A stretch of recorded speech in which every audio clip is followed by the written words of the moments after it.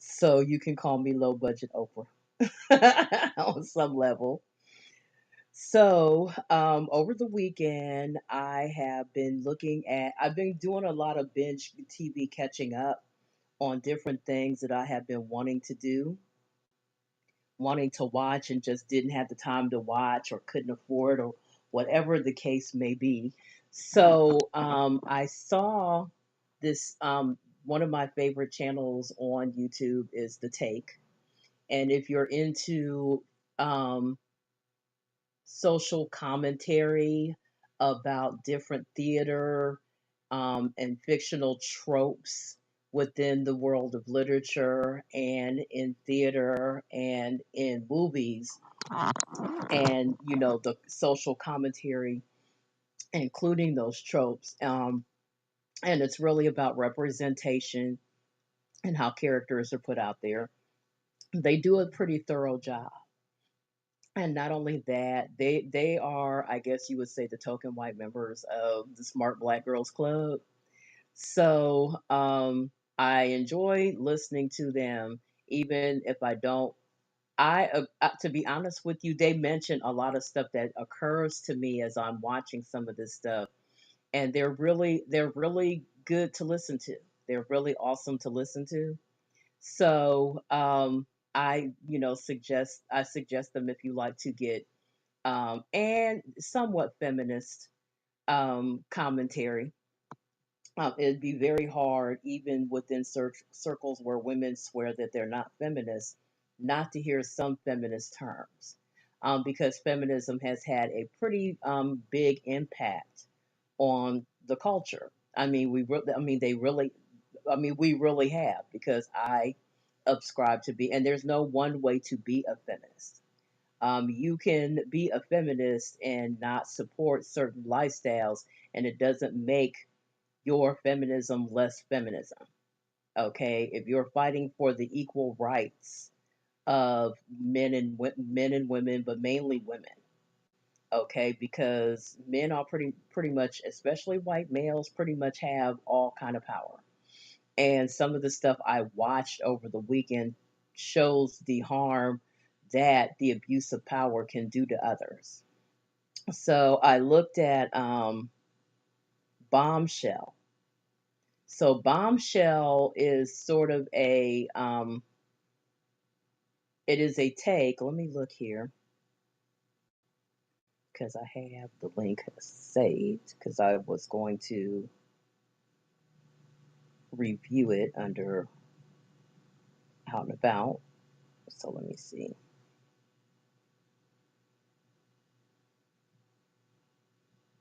So Bombshell is a 2019 drama film that was directed by Jay Roach and written by Charles Randolph. The film stars Charlize Theron, Nicole Kidman, and Margaret Robbie.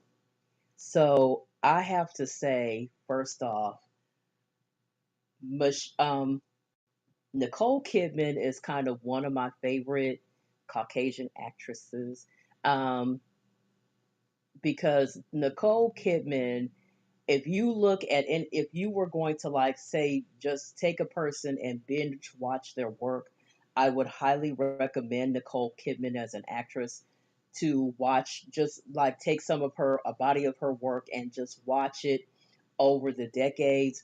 Nicole Kidman is one of my favorite actresses because Nicole Kidman knows she knows how to do some serious morphing to get in the character.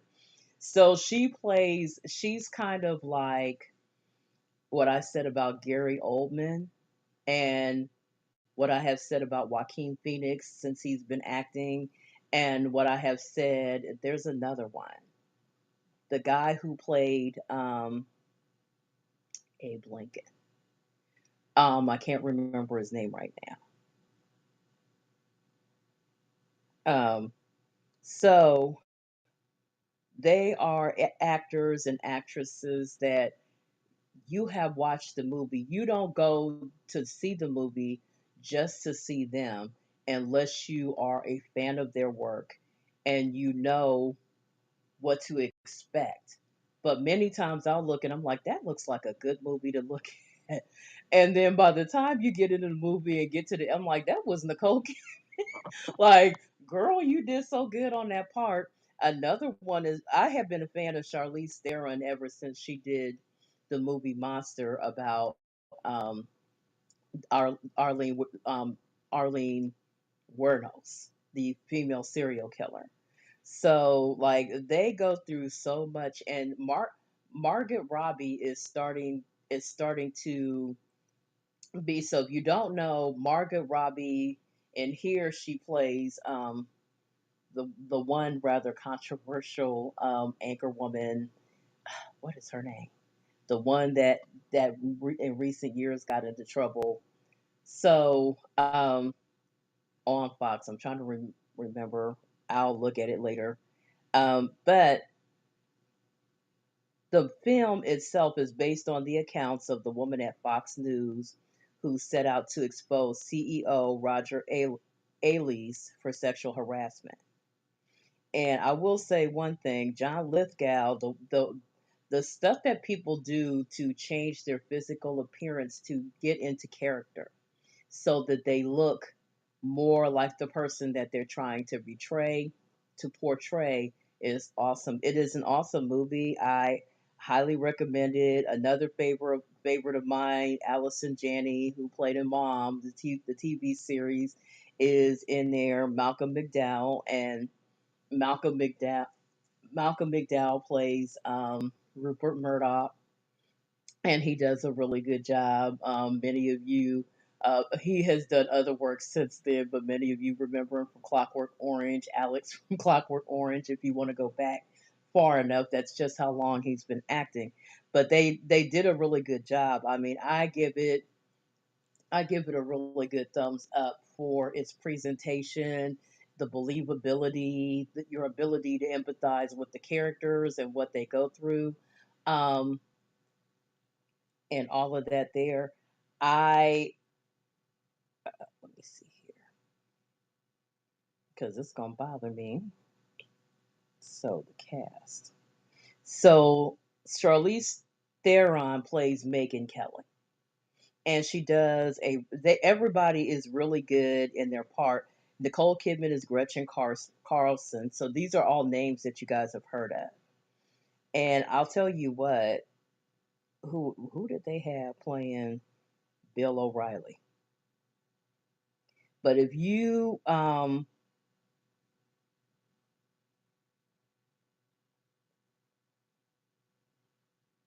really, really look,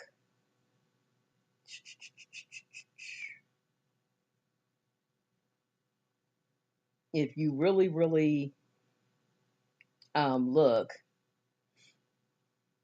it is a really good story.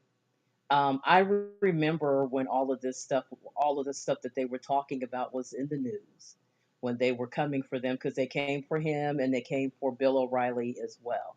So whoever the guy was that played Bill O'Reilly, they did a really good job makeup wise of making him look like Bill O'Reilly. And so, if you at the end of the, well, I don't want to give away no spoilers, but just some statements that were made toward the end. And so, toward the end, they talked about how Bill O'Reilly and Roger Ailes' severance pay was like $61 million. Now, people like to talk about, and this is kind of one of the reasons why I don't necessarily, when people try to play on my sympathy, well, oh my God, you don't know what it's like for men when we go through da da da da thus and so, and I'm like, whatever. Like these people leave with severance pay. How often do you get severance pay off a job? I have only gotten severance pay one time for a layoff and everything, and it was like a couple $1,000s. It certainly wasn't millions. And the women got, and people like to talk about when victims go and I thank God for my relationship with the Holy Spirit. When victims go after perps and they talk about and they go after them for money. So, well, they go after them in civil court. In civil court, the settlement could be anything it's usually money. But one of the things the Holy Spirit kind of clued me in on was that the reason why many victims go ahead and go into civil court is because the burden of proof is different. In criminal court, you have to prove without a reasonable doubt, and in civil court, the burden of proof is by the preponderance of the evidence. And the reason I know that the Holy Spirit was right, because number one, He's the Holy Spirit, but also because I took a criminal justice class as an elective, where you do, anybody who's ever completed a undergrad knows that many times in quarters you have to do like an elective class to fill out your credit schedule so that you can go on to your next quarter or semester, but also, so that you can graduate, because you have to have so many credits to graduate. So in that time, if you don't, like, say, your schedule is full except for maybe you need like an additional credit over here, and it's too soon for you, and one of your classes that you are in line to take, you have to have a prerequisite, and it's just all of that. And so I wound up going ahead. I said, well, I've always been interested in criminal justice. Go ahead and stick that in there. So we went ahead, my faculty advisor, we went ahead and put that in there. And so I went ahead and took it. It was very interesting because it confirmed a lot of stuff that I already knew. But it's just interesting. Like I think you owe it to yourself to take a couple classes on criminal justice so you can see how things like really work within the criminal justice system, especially here in the United States. It's interesting. It's also very interesting how many things that you think are national policy, or that you think are mm-mm, you mm-mm, um a lot of stuff that you think are across the board, and it's really up to each individual state. So it's just something to think about. I also have been reading the Audible version of Black Like Me. I'm finishing up on that. Um, I'm here to tell you now, if you, as a white person, fancy yourself to be an ally of Black people within the civil rights movement, you owe it to yourself to read Black Like Me. And I say that because this is a fellow white person who decided to go ahead and disguise himself as a Black person to see if, and it's funny, like there's some things that I call racial gaslighting. So racial gaslighting is pretty much, oh, it wasn't that bad, or it's not that bad, or you guys are or you guys are just being too sensitive. If you've ever heard these things in regard to your call on the BS of racism. So let's say a coworker tells a racist joke. And I'm here to tell you now, being in the service industry, I did hair. I was licensed cosmetologist in the state of Ohio, and I did hair in the Columbus area for 20 years. And the stuff that, people talk about the service industry, there's such an abuse of power, especially because not only are you getting it from your boss, but you also get it from the customers, because there's an inferred sense of power there. The the customer, quote, knows you need their money, and they know if they complain about you that they can, at least get they know if they get too many. And I will share my own little story of abuse of power. So I've made it no secret that been having problems out of a local denomination. Okay, and um, looked at different sites on, healing from spiritual abuse. And one thing that the denomination did was they sent people to harass me. And one of their people said to me to my face, right in the middle of my job, your job won't keep you if you get too many complaints. Okay. And then they proceeded to send a bunch of people in there to complain. Now, I had already dealt with this before when the issue was racism, because when I first started working in hair during 1990, during 1985, excuse me, um,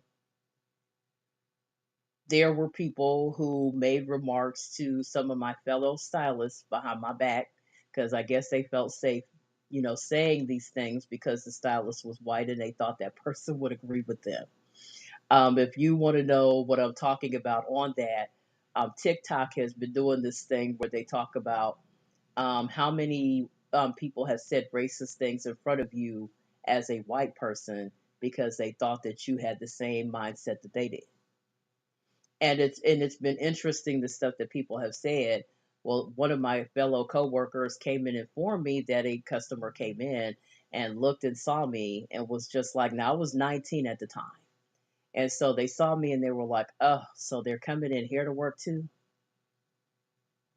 Like, pretty soon you won't be able to go anywhere without seeing them. And so I'm just sitting, I'm like, okay, last time I looked, I had a right to work wherever I wanted, who would hire me. And so it's just amazing.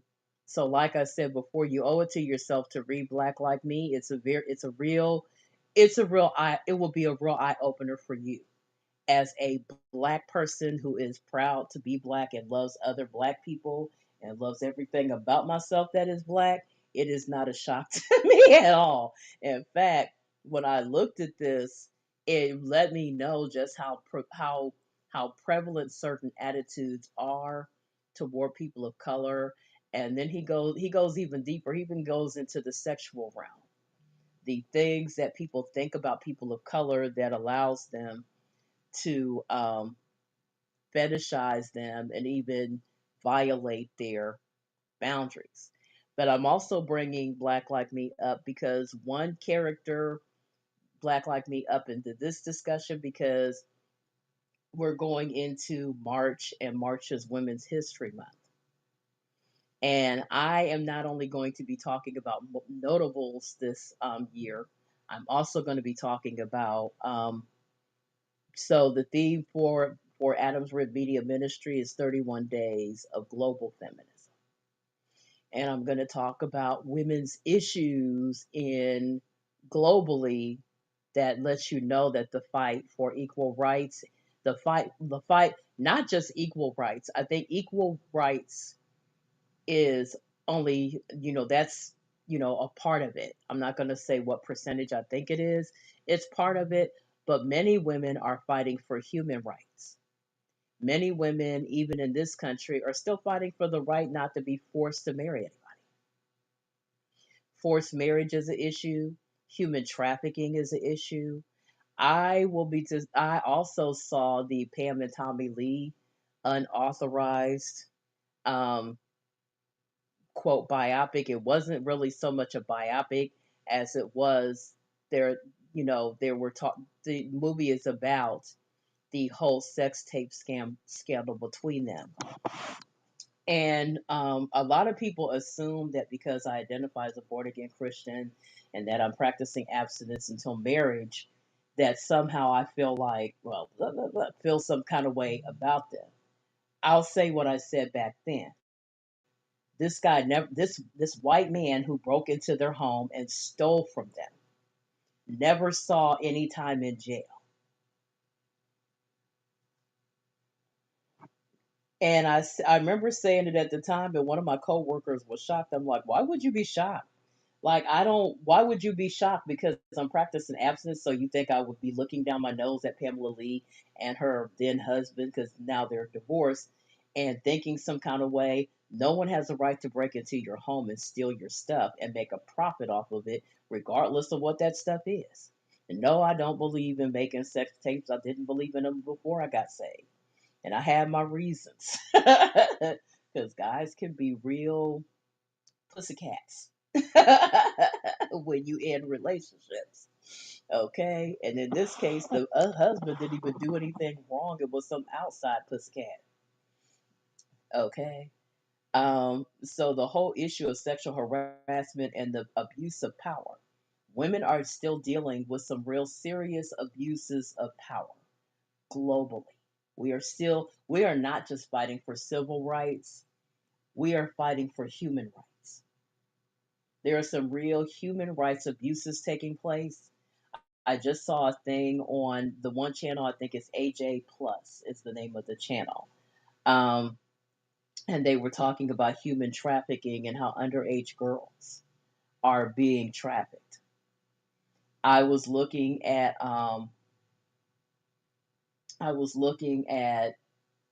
soft white underbelly. I recommend this channel, but I recommend that you know where your triggers are when you watch because he interviews people that are, whew, my God. Some of these people, I mean, we're not just talking about victims of behavior, we're talking about perps as well. To give you, and it gives you a lot of insight, but you have to have a strong stomach to watch it. Like, been a few of them that I had to go, whoo, I got to come off this. And um, so we talked about that.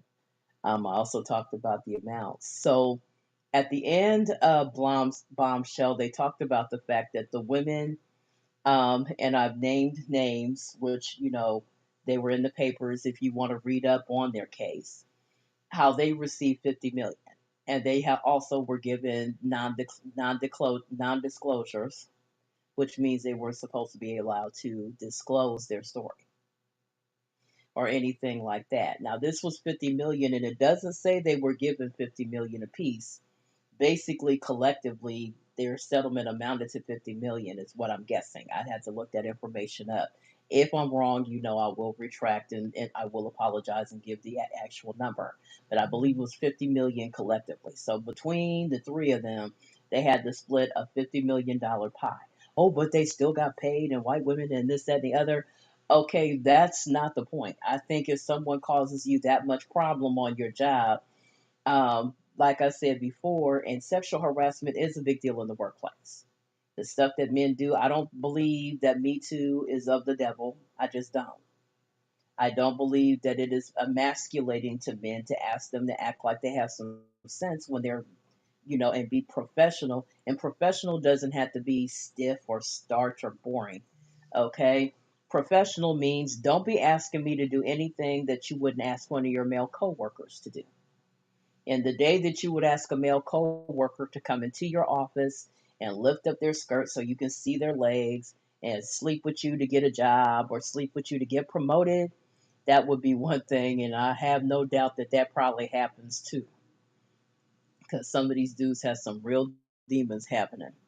But because like I said before, because I'm listening, and I think a lot of people think that because I'm a born again Christian that they automatically put me on the conservative pile that defends male behavior and says that it's women's responsibility.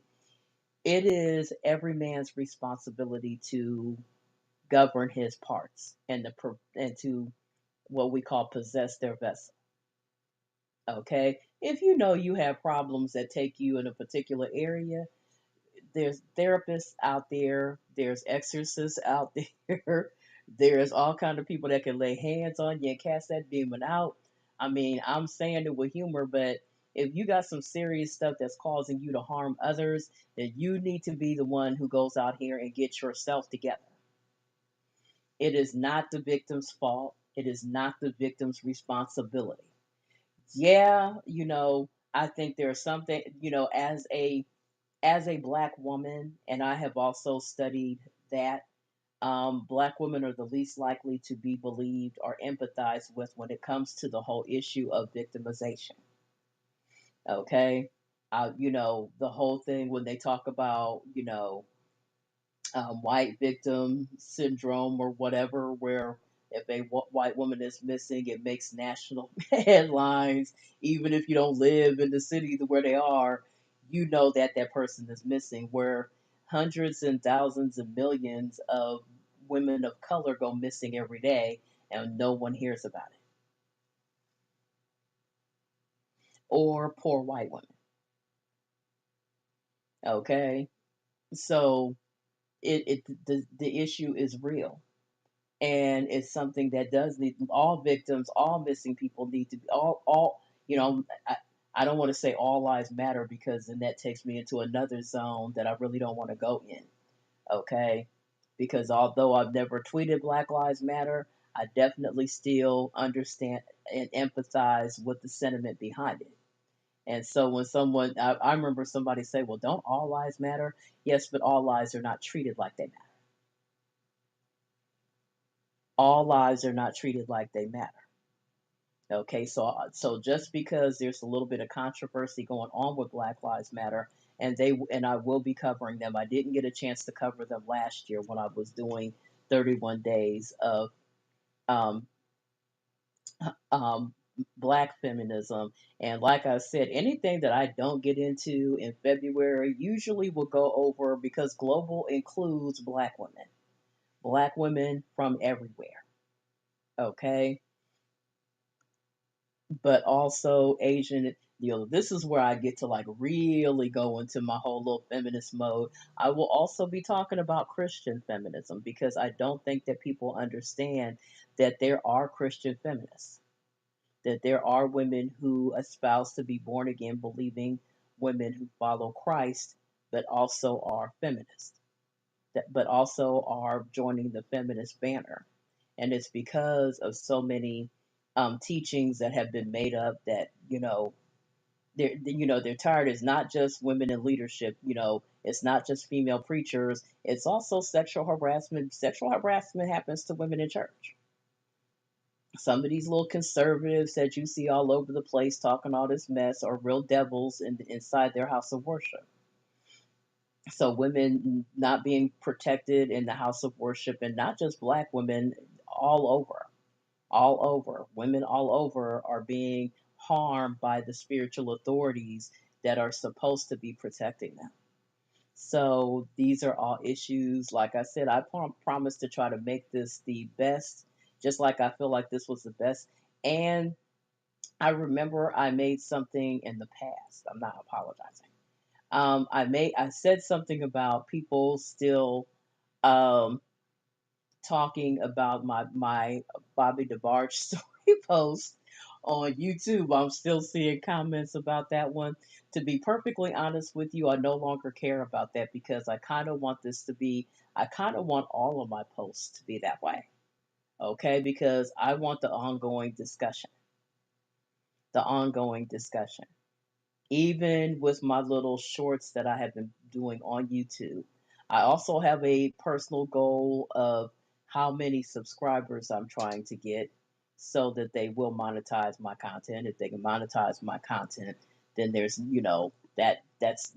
a stream of income, and it definitely helps out my little household of one because everybody else is grown and living independently right now. So I'm going to go ahead and go because I have to leave here in a little bit and go pick up the Queen Mother. So, because I have, a few things I have to go and take her to do. But you guys, ideally, the time for me to do this from now on Mondays and Fridays is 10 a.m. But because it is my network, like I said, I'm kind of low budget Oprah right about now. I got my own little media ministry, media empire that I am running from my laptop and my smartphone. It was being run from my smartphone. And if I can get things up and running, possibly an iPad.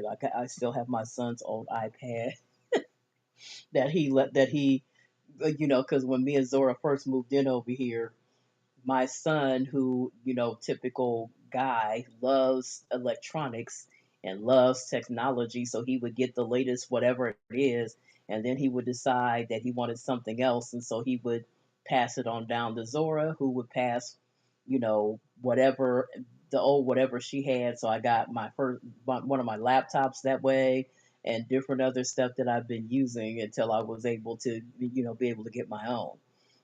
So I have an old iPad here that I'm that still works, but I may have to just break down and get another one because this one. So basically, I'm running my own. So call me low budget Oprah. I will call me low budget Oprah. Right. So right now, low budget Tammy Faye, because that's his ministry. But right now, this is what I'm doing. This is my baby, and hopefully, I'm believing for this to go higher and farther. So you guys have a good day. Enjoy the rest of your week. I will see you got the next eclectic weekend broadcast will be the next eclectic music geek podcast. And I'm going to have the last one. They did record it because I accidentally got cut off. Something happened. We had a surge or something, and it messed and it stopped. At least I'm like, at least it did it right at the end on the last song. So I hope everyone enjoyed, my take on black exploitation. If you didn't get to see it, it's going to be available this week. It's going to be available this week on my Perfect Pitch music blog. So let me see here. So the next, so e- the next eclectic music geek podcast, unless somebody has a verses or something in between there, is going to be March the 12th at midnight. It's probably going to be within the vein of global feminism. I'm still looking up music to put on there. So right now, and I've been dating all of my podcasts. So my playlist on Spotify. Let me see here. So my playlist on Spotify is all of the playlists the for the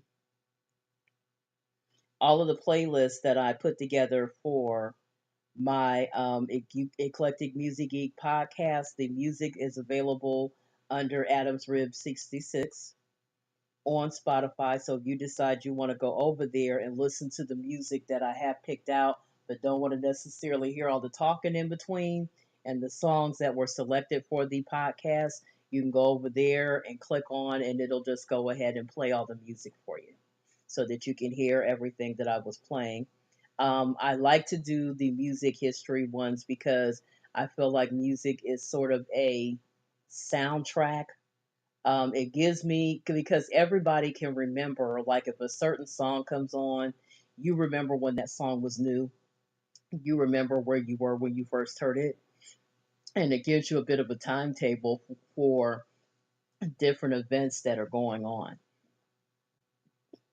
So Adams Rib Media Ministry is here to stay. Not going nowhere. Um, it lives on. So you guys have a good week. Enjoy your week. Enjoy your time with your loved ones. I will be post. I will be creating content all week long. I've set up more of a schedule for myself to be able to create content, during my time in between jobs here. And I will be live again this Friday, hopefully at 10 o'clock. So you guys have a blessed one and be good and love on one another.